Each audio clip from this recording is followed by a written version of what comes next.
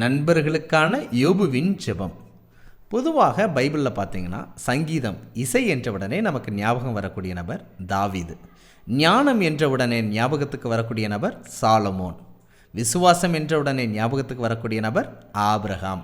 ஜெபம் என்ற உடனே ஞாபகத்துக்கு வரக்கூடிய நபர் தானியேல் மற்றும் எலியா. பொறுமை என்ற உடனே நமக்கு ஞாபகத்துக்கு வர வேண்டிய நபர் யோபு தான். யோபுவின் பொறுமையை குறித்து கேள்விப்பட்டிருக்கிறீர்களே என்று வேத வாக்கியம் கூறுகிறது. இந்த யோபு பக்தன் தனக்கு உண்டான எல்லாவற்றையும் இழந்துவிட்டார்.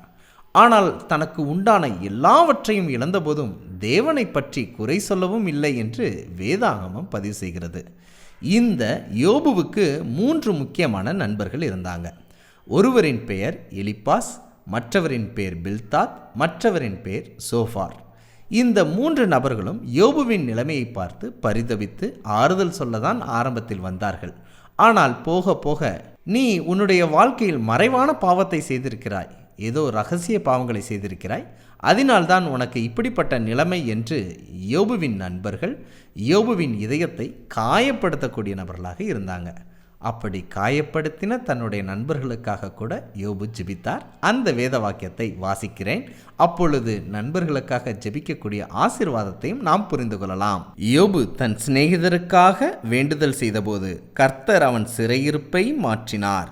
யோபுவுக்கு முன்னிருந்த எல்லாவற்றை பார்க்கிலும் 2 தனையாய் கர்த்தர் அவனுக்கு தந்தருளினார். இந்த வேத வாக்கியம் யோபு தன்னுடைய கசப்பை ஏற்படுத்தின, காயம் ஏற்படுத்தின தன்னுடைய நண்பர்களுக்காக ஜெபித்தார் என்றும், அப்படி ஜெபிக்கும்போது ஆண்டவர் அவருடைய சிறையிருப்பை மாற்றி ஆசீர்வதித்தார், 2 தனையாய் ஆசீர்வதித்தார் என்பதை பார்க்க முடிகின்றது. நீங்களும் உங்களுடைய நல்ல நண்பர்களுக்காகவும் ஜெபம் செய்யுங்கள். கசப்பை ஏற்படுத்தக்கூடிய, காயப்படுத்தக்கூடிய நண்பர்களுக்காக கூட ஜெபம் செய்யுங்கள். கர்த்தர் அதற்கான ஆசீர்வாதத்தை உங்களுக்கு தருவாராக. இந்த பதிவை பார்த்து கொண்டிருக்கும் நீங்கள் எந்த நண்பருக்காக ஜெபிக்க வேண்டும் என்று விரும்புகிறீர்களோ அந்த நபருக்கு இந்த பதிவை பகிருங்கள். கர்த்தர் உங்களை ஆசீர்வதிப்பாராக. பகிர்வோம் இயேசுவை. என்று அன்புடன் பைபிள் ஸ்கூல்.